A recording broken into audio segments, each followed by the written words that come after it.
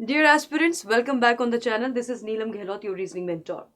जब से ईपीएफओ ने रिक्विजिशन सबमिट किया है यूपीएससी को फॉर द 391 वैकेंसीज जो कि इस बार फिल की जाएंगी under the post of EAO which is enforcement officer and account officer, जिसको हम दोनों तरीके से बोलते हैं, अकाउंट ऑफिसर या एनफोर्समेंट ऑफिसर। और दूसरी पोस्ट होती है आपकी एपीएफसी की, which is assistant provident fund commissioner. So total 391 vacancies are going to be out this year 2026. Notification कब आएगा, उसका एग्जामिनेशन कब कंडक्ट होता है और उसके साथ साथ इसका सिलेक्शन प्रोसेस क्या है, उसके बारे में मैंने एक पहले ही भी वीडियो बनाया था। आई एम वेरी श्योर वो आप लोगों ने देखा होगा। अब जो मोटिव आज के वीडियो का है वो ये कि यहाँ पे सब्जेक्ट वाइज वेटेज क्या है, यानी कि जो हमारा इसका एग्जाम पैटर्न है, सिलेक्शन प्रोसेस है, उसके अंदर जो एग्जाम पैटर्न है, इसके एग्जाम पैटर्न के अंदर आपका पहले रिक्रूटमेंट टेस्ट होता है और उस रिक्रूटमेंट टेस्ट के बाद आपका इंटरव्यू कंडक्ट करवाया जाता है और इस दोनों के मार्क्स को मिला के आपकी एक फाइनल मेरिट लिस्ट तैयार की जाती है। तो चलिए जानते हैं कि क्या है वो सब्जेक्ट वाइज आपकी वेटेज क्या होती है, क्या हमारा एरिया ऑफ सब्जेक्ट का जो सिलेबस है वो हमारा क्या है, वो ये सारी चीज़ें आज हम जानने वाले हैं। तो बिना किसी देरी के आगे बढ़ेंगे, बट बिफोर वी स्टार्ट आप सभी लोगों से रिक्वेस्ट है चैनल को सब्सक्राइब कर लीजिएगा, क्योंकि ईपीएफओ और बहुत बड़े बड़े एग्जाम जिनके हम नोटिफिकेशन आपके सामने लाते रहते हैं, अपडेट आपके सामने लाते रहते हैं, और इन सभी नोटिफिकेशन को लेकर आपको फ्री कंटेंट भी इस चैनल पर मिलता है। तो मेक श्योर करें चैनल सब्सक्राइब कर ले so that you are always updated. Now moving on, EPFO है क्या? EPFO is the employ provident fund organisation. और ईपीएफओ के अंदर ये जो दो वैकेंसी निकलती है, दोनों वैकेंसी आपकी कहीं ना कहीं बैकअप प्लान होता है यूपीएससी एस्पिरेंट्स का।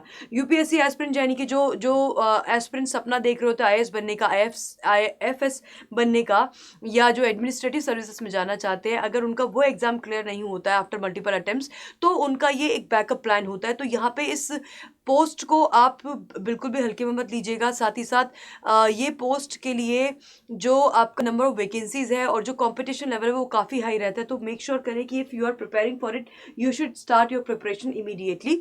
आगे बढ़ेंगे। देखिए, तो एक थोड़ा सा हम रफ आइडिया ले लेते हैं। पोस्ट आपकी जो एओ ईओ है, जिसको हम बोलते हैं अकाउंट ऑफिसर या इन्फोर्समेंट ऑफिसर, वो टोटल 311 है, यानी कि 311। और जो एपीएफसी यानी कि असिस्टेंट प्रोविडेंट फंड कमिश्नर का पोस्ट है, वहाँ पे 80 वैकेंसी इस बार आने वाली है। इनका जो सैलरी पैकेज होता है, यानी कि जो सैलरी वो होता है आपका एओ की पोस्ट के लिए लेवल 8 पे होता है 7th पे कमीशन के हिसाब से, और लेवल 10 पे होता है आपका 7th सीपीसी के हिसाब से for the post of APFC. आगे बढ़ेंगे तो यहाँ पे आपके सामने जानकारी है।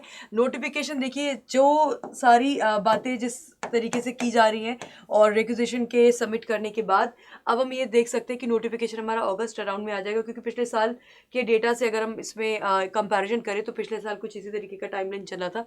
तो नोटिफिकेशन आपको अगस्त में आएगा। अगस्त में आने के बाद इसके 3 महीने बाद आपको दिसंबर अराउंड आपको इसका जो है रिटन टेस्ट देखने को मिलेगा, और फिर रिटन टेस्ट के बाद इसके इंटरव्यू में थोड़ा सा टाइम लगता है।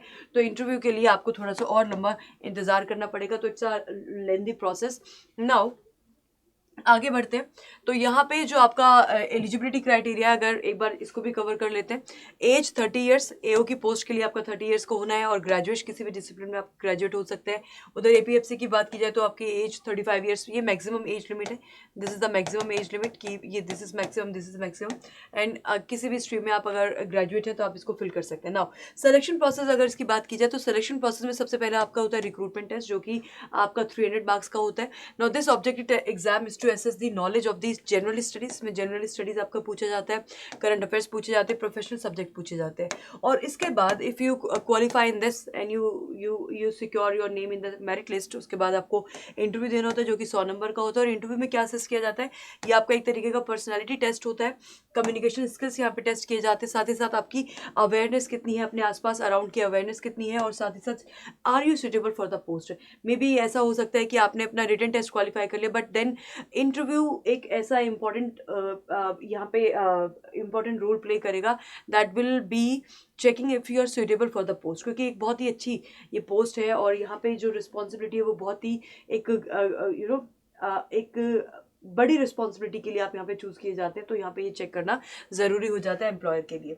आगे बढ़ेंगे। नाउ सिलेक्शन प्रोसेस की बात की जाए तो रिक्रूटमेंट टेस्ट हमारा जो यानी कि टेस्ट होगा वो 300 नंबर का होगा।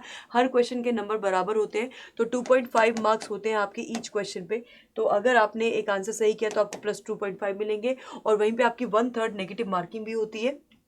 तो अगर आपने एक क्वेश्चन गलत कर दिया तो -1/3 हो जाएगा, यानी कि 0.83 आपके डिडक्ट हो जाएंगे। उसके बाद इंटरव्यू 100 नंबर का होता है। फाइनल सिलेक्शन जो है वो आपका इस वेटेज पे होता है, यानी कि ये 75 जो है ये आपके रिक्रूटमेंट टेस्ट का है और 25 जो है वो आपके इंटरव्यू का है। तो इस रेशियो में आपका फाइनल सिलेक्शन यानी कि 100 मार्क्स में से आपकी मेरिट बनाई जाती है, फाइनल सिलेक्शन किया जाता है। नाउ अगर बात की जाए आपके रिटन टेस्ट की, तो रिटन टेस्ट के अंदर आपके टोटल 120 क्वेश्चन आएंगे। 120 क्वेश्चन को आपको 2 आवर्स में कवर करना है और ये एमसीक्यू फॉर्मेट में यानी कि ऑब्जेक्टिव फॉर्मेट में आएंगे। 120 क्वेश्चन का सारे क्वेश्चन के जो मार्क्स है वो बराबर होंगे, 2.5 मार्क्स ईच होगा, which will be around 300 marks. And उसके बाद आपकी यहाँ पे 1/3 नेगेटिव मार्किंग होगी, विच इज़ 0.83 नेगेटिव मार्किंग। ये आपका एग्जाम अभी तक पेन पेपर मोड पे होता आया है, यानी कि ऑफलाइन मोड में होगा और बाइलिंगुअल पेपर आपका आने वाला है। मूविंग फर्दर, जो इंटरव्यू है उसके अंदर आपको एक मिनिमम कट ऑफ निकालनी होती है। वो minimum cut off out of 100 marks, आप जनरल कैटेगरी के तो कम से कम 50 मिनिमम मार्क्स आपको लेकर आने, then your interview will be qualified, तब आपका इंटरव्यू को क्वालिफाई माना जाता है। ओबीसी की बात करें तो 45 मार्क्स, SC ST और PWBD जो कैंडिडेट्स हैं उनके लिए 40 मार्क्स का यहाँ पे मिनिमम कट ऑफ क्राइटेरिया रखा गया है इंटरव्यू के अंदर। अब आते हैं इसके सिलेबस की बात करें तो सिलेबस के अंदर आपकी जनरल इंग्लिश है, इंडियन फ्रीडम स्ट्रगल है, current events and developmental issues है, इंडियन पॉलिटी एंड इकोनॉमी है, जनरल अकाउंटिंग प्रिंसिपल्स हैं, industrial relation and labour laws हैं, general science and knowledge of computer applications, general mental ability and quantitative aptitude and साथ ही साथ social security in India.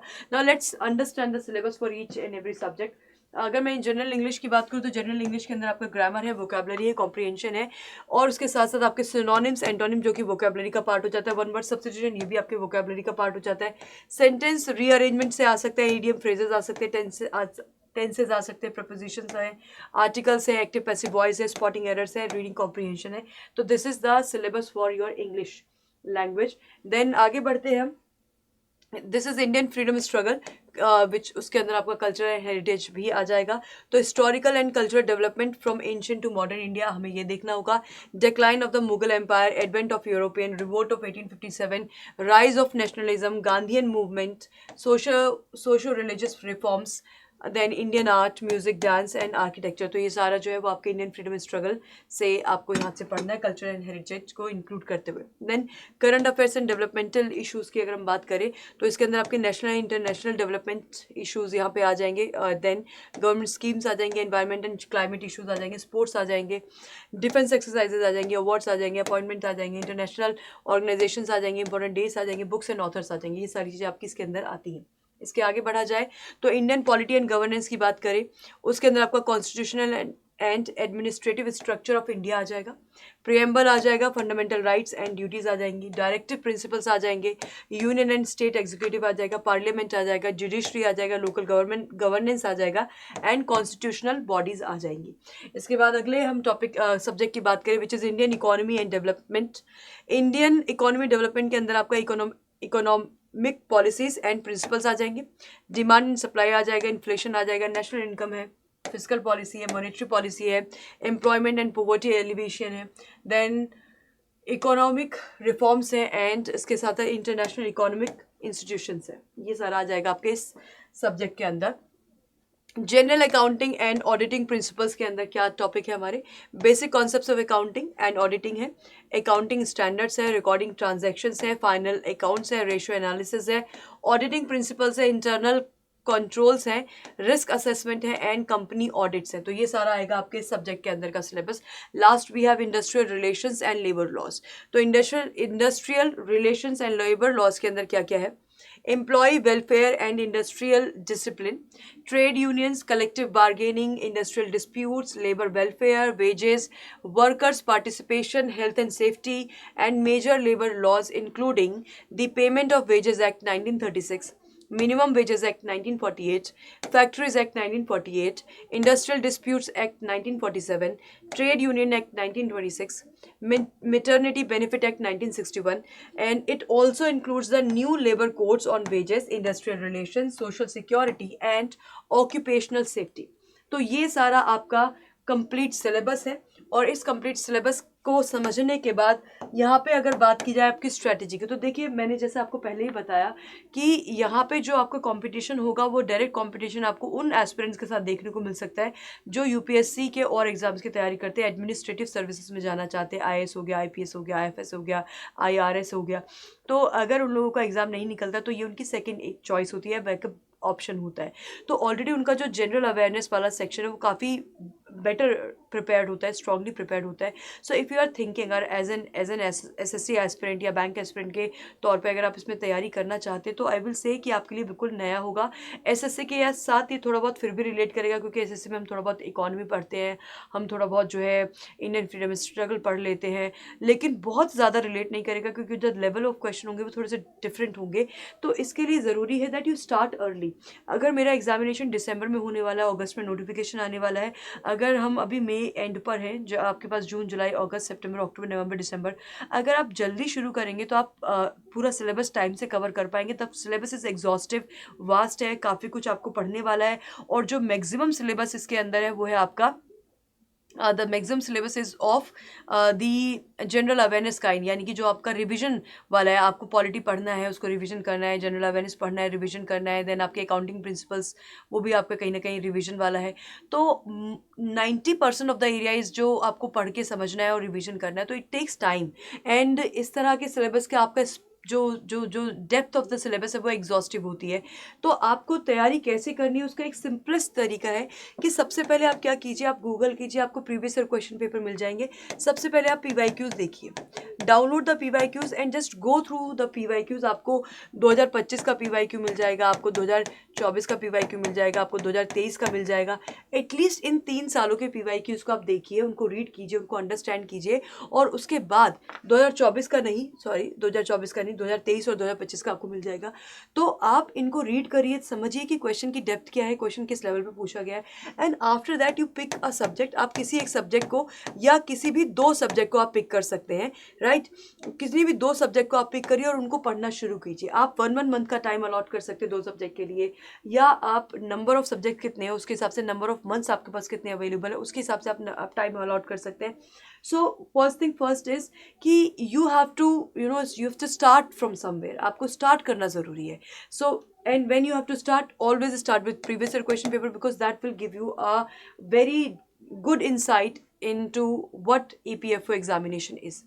So I will wish you all the very best. हमने पिछले साल इस exam को cover किया था। अगर आप चाहें तो वीडियो कोर्सेज में जाके इस वीडियो कोर्सेज के थ्रू भी आप इसको कवर कर सकते हैं। ऑल्सो जितने भी हमारे नए एस्पिरेंट्स उनको मैं बताना चाहूँगी कि इस समय आपका ये जो धुरंधर एडिशन सेल है ये आपकी लाइव है, ये आपकी आज और कल तक रहेगी। इस सेल पर इस समय आपको बैंक महापैक प्लस जो है वो मिल रहा है as a very low fees which is 4299 with triple validity. And इसमें आप डिस्काउंट कोड यूज़ कर सकते हैं Y651 जो आप लोगों की स्क्रीन के नीचे चल रहा है, if you want to get enrolled in the Bank Mahavik Plus. That will be all from my side. Thank you everyone and all the very best.